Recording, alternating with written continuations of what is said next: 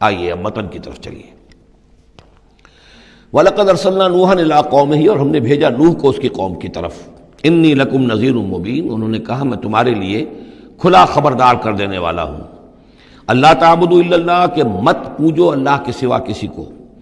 انی اخاف علیکم عذاب یوم علیم، مجھے اندیشہ ہے تم پر ایک بڑے دردناک دن کے عذاب کا۔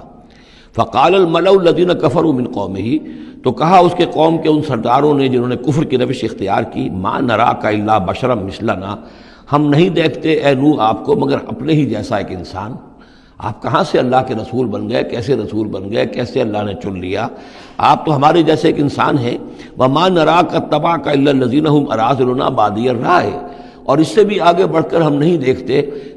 مگر یہ کہ آپ کی پیروی کرنے والے تو وہ لوگ ہیں جو ہماری نگاہوں میں ذلیل ہیں، کمینے ہیں، نچلے طبقے کے لوگ ہیں، گھٹیا لوگ ہیں۔ بادی الرائے، بلا تعمل نظر آ رہا ہے کہ صرف کچھ کمی کاری لوگ آپ کے گرد جمع ہو گئے، کوئی معقول آدمی، کوئی سردار قوم کا کوئی آپ کے گرد آیا ہی نہیں۔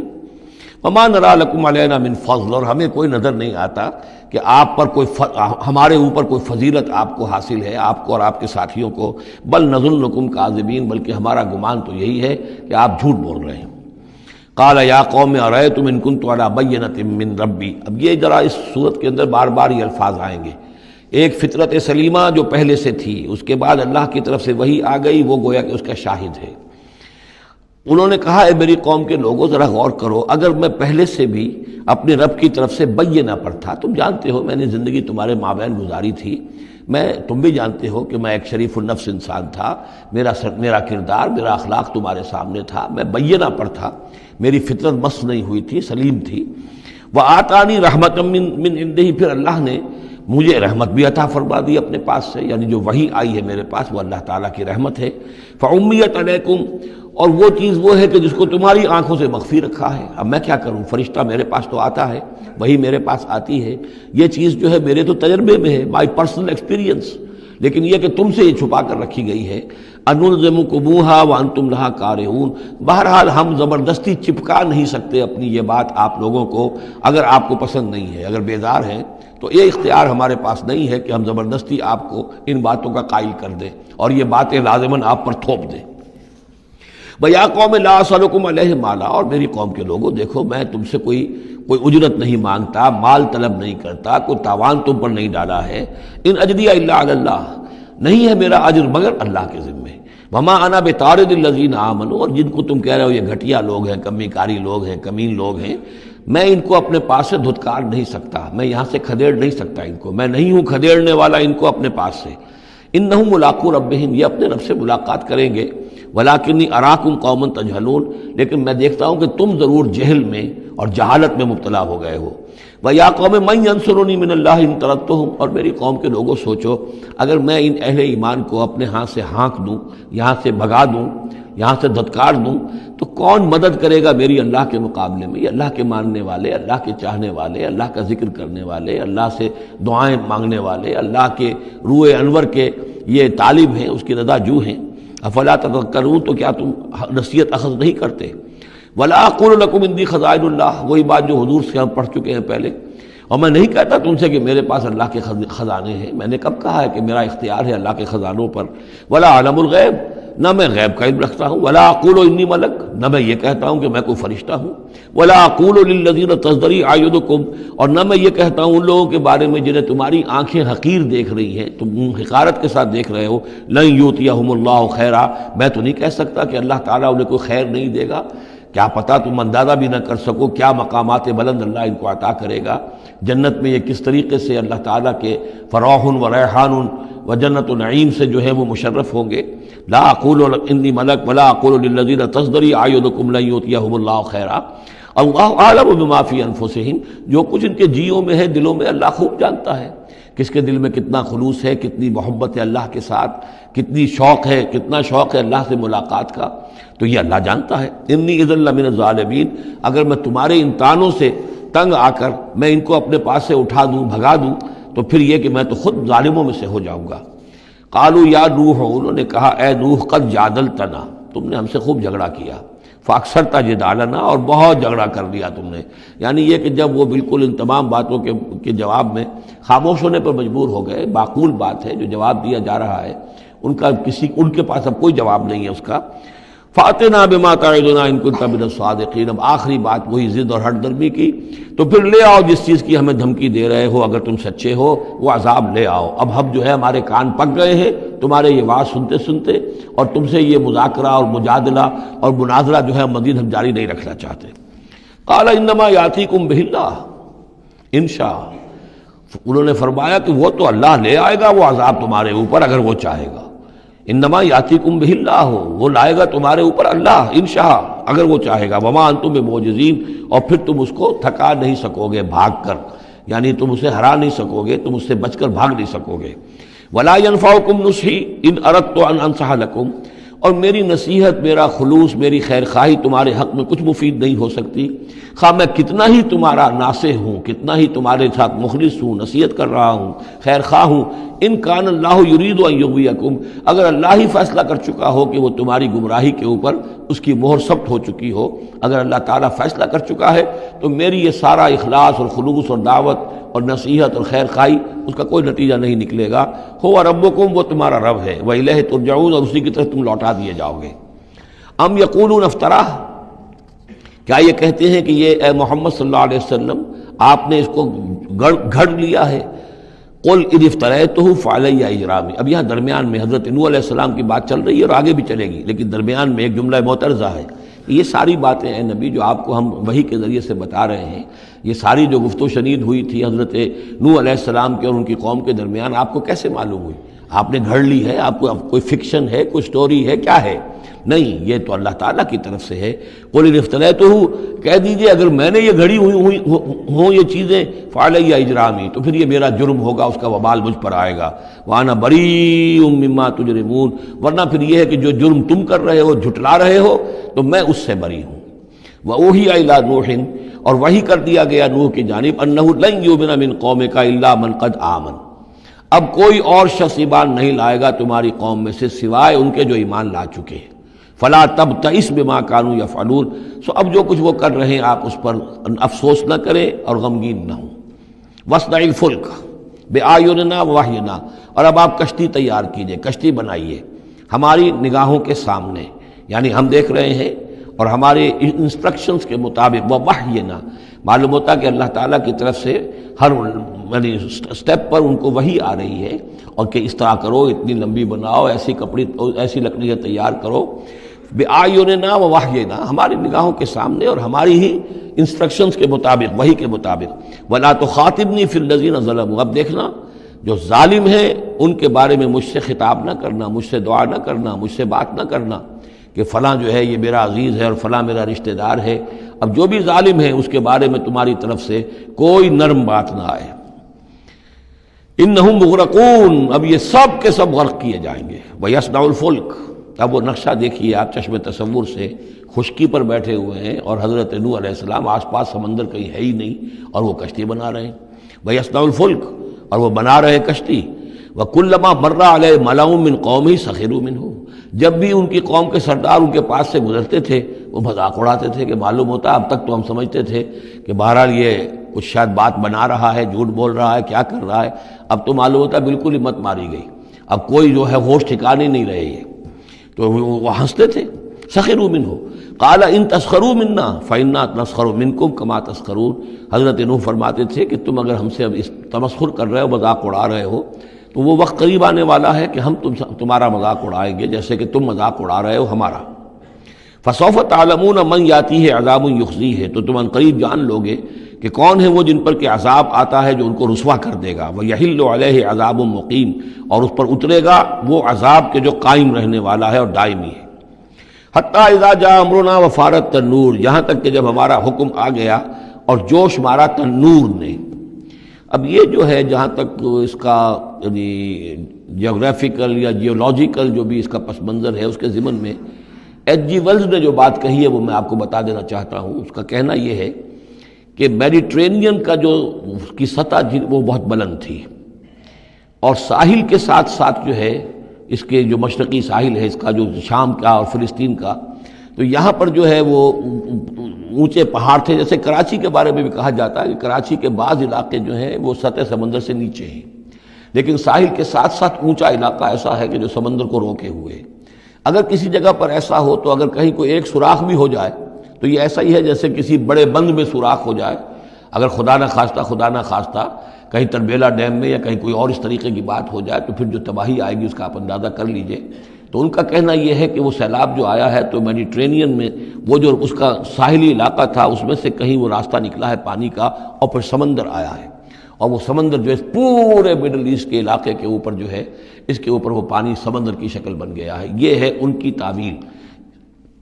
اس لیے کہ تاریخی طور پر اور طبقات الارض کا جو علم ہے وہ بتاتا ہے کہ اس پورے علاقے میں ایک بہت بڑے وسیع پیمانے پر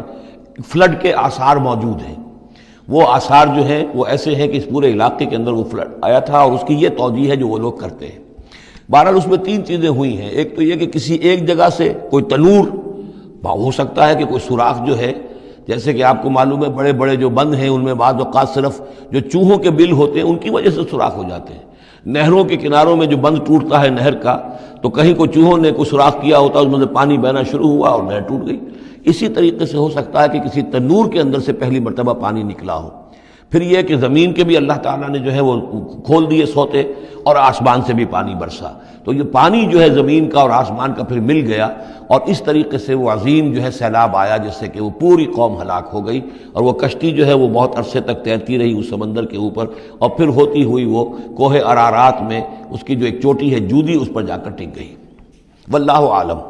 ابھی اس پر مزید ضرورت ہے اصل میں کام کرنے کی۔ ویسے یہ خبریں بھی ہیں کہ بعض اوقات کوئی کشتی نما چیز دیکھی گئی ہے۔ یہ علاقہ جو ہے اصل میں کہ جو جہاں پہ ترکی کی سرحد ملتی ہے روس کے ساتھ، ادھر وہ آذربائیجان وغیرہ کا علاقہ ہے، ادھر پھر یہ ترکی ہے، اوپر روس کا علاقہ جو ہے، تو اس میں ادھر سے راستہ جو ہے بہت دشوار گزار ہے، چڑھ نہیں سکتے۔ روس کی طرف سے راستہ ہے، اس کی چوٹیوں پر بعض پائلٹس نے کہیں دیکھا ہے اور خبر دی ہے کہ کوئی بہت بڑی کشتی قسم کی شے جو ہے وہ کسی چوٹی کے اوپر رکھی ہوئی ہے، اور قرآن مجید چونکہ بار بار کہتا ہے کہ ہم اسے برقرار رکھیں گے، ایک وقت آئے گا کہ وہ لوگوں کے لیے ایک نشانی بن کر ظاہر ہوگی، تو اس سے معلوم ہوتا ہے کہ وہ کشتی اب بھی وہاں پر موجود ہے اور انسان جو ہے اس تک رسائی حاصل کرے گا۔ وفارت تنور حتی اذا جاء امرنا، وفارت تنور، جب ہمارا حکم آ پہنچا اور جوش مارا تنور نے، ابل پڑا تنور۔ قل نحمل فیہا من کل زوجین اثنین، تو ہم نے کہا اے نوح اپنی اس کشتی میں تمام حیوانات کا ایک ایک جوڑا رکھ لو، واہلک، اور اپنے گھر والوں کو بھی، اپنے گھر والے اہل و عیال کو، الا من سبق علیہ القول، سوائے آپ کے اہل و عیال میں سے وہ کہ جن کے بارے میں پہلے حکم گزر چکا ہے۔ یہ حضرت نوح کے خاندان میں سے ایک ان کی بیوی اور اسی بیوی کا بیٹا یام، تین بیٹے ان کے ساتھ بچے ہیں جو اہل ایمان تھے، حام، سام اور یافس۔ سام کی اولاد ہے وہ جو نیچے تمام ہم نے ابھی نقشہ دیکھا ہے، حضرت ابراہیم بھی سامی ہے، اور یہ قوم عاد بھی سامی، قوم سمود بھی سامی، یہ سیمیٹک ریسز کہلاتی ہیں۔ لیکن یہ کہ حضرت حام کی اولاد، اب وہ اس تفصیل میں نہیں جا سکتا، اور حضرت یافس کی اولاد یہ اور دوسرے علاقوں میں جا کر آباد ہو گئے۔ یہ جو نیچے کی طرف اترے ہیں یہ حضرت سام کی نسل ہے۔ چوتھا بیٹا ان کا تھا یام، یا اس کا ایک خطاب اور بھی تھا کنعان، اور اس کی جو ماں تھی تو یہ مشرک تھے اور یہ اہل ایمان کے ساتھ شریک نہیں تھے، لہذا یہ کشتی میں شامل نہیں ہوئے۔ تو آپ اب رکھ لیجئے، سوار کرا لیجئے اپنی کشتی میں من کل زوجین اثنین، ہر نوع کا ایک ایک جوڑا تمام حیوانات میں سے، واہلک، اور اپنے گھر والوں کو، الا من سبق علیہ القول، مگر سوائے اس کے کہ جن کے اوپر پہلے سے حکم ہو چکا ہے، ومن آمن، اور باقی جتنے بھی اہل ایمان آپ کے ہیں ان سب کو بھی سوار کر لیجئے، وما آمن معہ الا قلیل، اور نہیں ایمان لائے تھے ان کے ساتھ مگر بہت ہی کم، نہ ہونے کے برابر۔ قلیل جو ہے انگریزی میں اے لٹل اور دی لٹل، ان دونوں میں جو فرق ہے، یہاں قلیل جو ہے دی لٹل کے معنی میں آیا ہے کہ بالکل نہ ہونے کے برابر۔ وقال ارکبوا فیہا بسم اللہ مجریہا ومرساہا، اور حضرت نوح نے فرمایا اب سوار ہو جاؤ اس میں، اللہ کے نام کے ساتھ ہی ہے اس کا چلنا بھی اور اس کا لنگر انداز ہونا بھی، اللہ ہی اس کو چلائے گا بھی جب تک یہ پانی میں تیرتی رہے گی، اور اللہ ہی کے حکم سے یہ لنگر انداز ہوگی جہاں بھی اللہ کی مشیت ہوگی کہ یہ لنگر انداز ہو جائے۔ ان ربی لغفور الرحیم، یقیناً میرا رب غفور الرحیم ہے۔ وہی تجری بہم فی موج کالجبال، اب وہ کشتی چل رہی تھی ان کو لے کر موجوں میں، اور موجیں پہاڑ جیسی موجیں، ونادى نوح ابنہ، اور نوح نے پکارا اپنے بیٹے کو، اسی کو یام کو یا کنعان کو، وکان فی معزل، اور وہ ایک کنارے کی طرف تھا، یا بنی ارکب معنا، اے میرے بیٹے آؤ ہمارے ساتھ شریک ہو جاؤ، ولا تکن مع الکافرین، اور کافروں کا ساتھ نہ دو، کافروں کے ساتھ نہ رہو، بلکہ ہماری کشتی میں آ جاؤ۔ قال سآوی الی جبل یعصمنی من الماء، اس نے کہا نہیں میں ابھی اس پہاڑ کے اوپر چڑھ جاؤں گا، میں وہاں پہنچ جاؤں گا، وہ مجھے پانی سے بچا لے گا۔ قال لا عاصم اليوم من امر اللہ الا من رحم، حضرت نوح نے فرمایا نہیں، آج کے دن کوئی شے بچانے والی نہیں ہے اللہ کے امر سے سوائے اس کے جس پر اللہ ہی رحم فرما دے۔ وحال بینہم الموج، اور اسی گفتگو کے دوران ایک بڑی سی موج حائل ہوئی ان کے مابین، فکان من المغرقین، اور وہ بیٹا جو ہے ان کی نگاہوں کے سامنے غرق ہو گیا۔ وقیل یا ارض ابلعی ماءک، اور کہہ دیا گیا اے زمین اپنے پانی کو نگل جا، واپس پانی زمین کے اندر جذب ہو جائے۔ کتنا وقت لگا ہوگا یہ اللہ بہتر جانتا ہے، لیکن یہ آخر کار جو شکل بنی ہے کہ زمین کے اندر پانی جذب ہو گیا جو زمین سے آیا تھا۔ وَيَا سَمَاءُ أَقْلِعِي، اور اے آسمان تو بھی اب تھم جا، جو بھی بارش آنی تھی، جو اس طوفان کے لیے، اس کو بھی اختتام کا حکم ہو گیا۔ وَغِيضَ الْمَاءُ، اور پانی سکھا دیا گیا۔ وَقُضِيَ الْأَمْرُ، اور فیصلہ چکا دیا گیا۔ وَاسْتَوَتْ عَلَى الْجُودِيِّ، اور وہ کشتی جو ہے جودی پہاڑ کے اوپر جا کر رک گئی۔ وقیل بعدا للقوم الظالمین، اور کہہ دیا گیا ہلاکت اور دوری ہے اس قوم کے لیے کہ جو ظالم تھی، یعنی اب اس کا نسیہ منسیہ ہو گئی، اب اس کا نام و نشان موجود نہ رہا۔ ونادى نوح ربہ، اور پکارا نوح نے اپنے رب کو، فقال رب ان ابنی من اہلی، انہوں نے کہا پروردگار میرا بیٹا میرے اہل میں سے تھا، اور تیرا وعدہ تھا میرے اہل کو بچا لے گا۔ وَإِنَّ وَعْدَكَ الْحَقُّ، اور تیرا وعدہ سچا ہے۔ وَأَنْتَ أَحْكَمُ الْحَاكِمِينَ، اور یقیناً تو تمام حاکموں میں سب سے بڑا اور سب سے منصف اور سب سے عادل حاکم ہے۔ قال یا نوح انہ لیس من اہلک، انہوں نے اللہ نے جواب دیا اے نوح وہ تمہارے اہل میں سے نہیں ہے۔ انہ عمل غیر صالح، اس کے اعمال، اس کا کردار، اس کے عقائد، اس کے نظریات غیر صالح ہیں۔ فلا تسألن ما لیس لک بہ علم، تو اب مجھ سے ان چیزوں کے بارے میں سوال نہ کرو جس کے لیے تمہارے پاس کوئی علم نہیں ہے۔ انی اعوذک ان تکون من الجاہلین، اور میں تمہیں نصیحت کر رہا ہوں کہ تم جاہلوں میں سے نہ بن جاؤ۔ یہاں وہ یاد کر لیجئے سورہ انعام کی آیت 35، اس میں حضور سے کہا گیا تھا فلا تکونن من الجاہلین، میں نے اس وقت بھی نوٹ کرا دیا تھا کہ یہ سخت ترین الفاظ یا حضور سے فرمائے گئے ہیں سورہ انعام میں، اور یہاں پر سورہ ہود میں یہ آئے ہیں حضرت نوح علیہ السلام سے خطاب کرتے ہوئے۔ انی اعوذک ان تکون من الجاہلین، سنت اس کو تسلیم نہیں کرتے۔ اس کی وجہ یہ ہے کہ جو قاعدہ دیا گیا ہے سورہ نور میں وہ یہ ہے کہ اللہ تعالیٰ صالح لوگوں کے لیے بیویاں بھی دیکھ دیتا ہے، اور جو خبیثات للخبیثین والخبیثون للخبیثات والطیبات للطیبین والطیبین للطیبات، تو یہ چیزیں جو ہے اس کے چونکہ خلاف جاتا ہے، اس لیے یہ کہ صرف مشرک ہونے کی حد تک کہ یہ مشرک تھے باپ ماں بیٹا، اس لیے جو کٹے رہے، تو اسی پر اہل سنت کا اجماع ہے۔ قال رب انی اعوذ بک ان اسألک ما لیس لی بہ علم،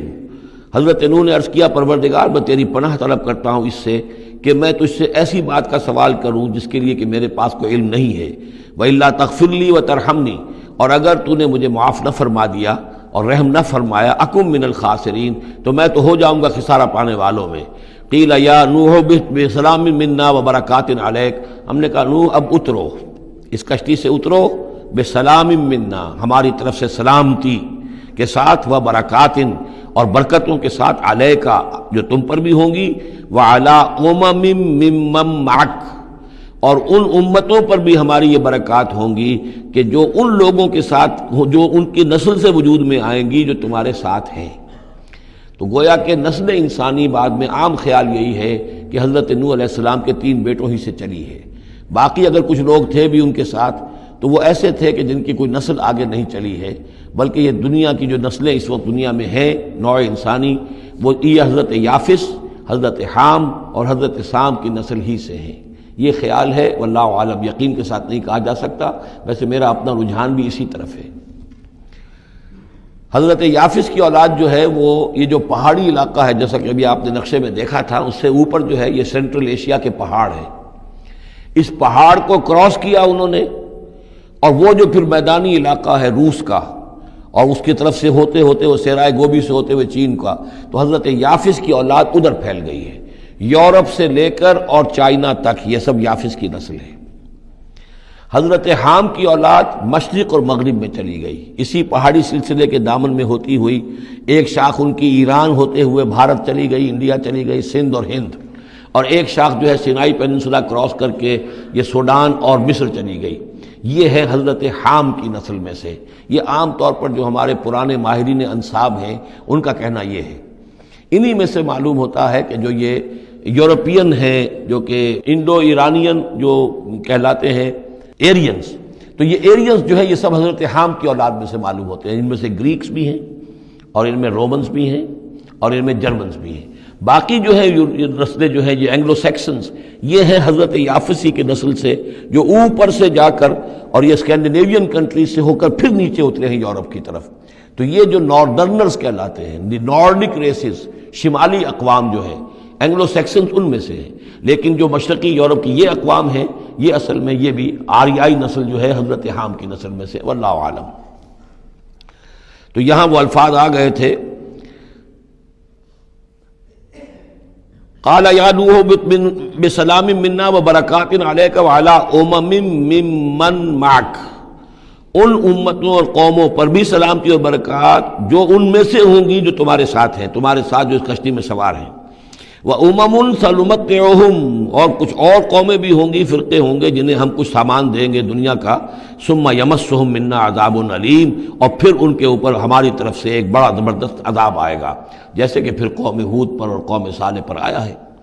تِلْكَ مِنْ أَنْبَاءِ الْغَيْبِ نُوحِيهَا إِلَيْكَ، یہ غیب کی خبروں میں سے ہے جو وحی کر رہے ہیں ہم آپ کی جانب، اے محمد صلی اللہ علیہ وسلم۔ وَمَا كُنْتَ تَعْلَمُهَا أَنْتَ وَلَا قَوْمُكَ، اور نہیں جانتے تھے آپ ان کو، نہ آپ نہ آپ کی قوم ان سے واقف تھی، من قبل هذا، اس سے پہلے، فاصبر، تو اے نبی صبر کیجئے، ان العاقبۃ للمتقین، یقیناً آخری انجام جو ہے وہ بھلا ہوگا اہل تقوی۔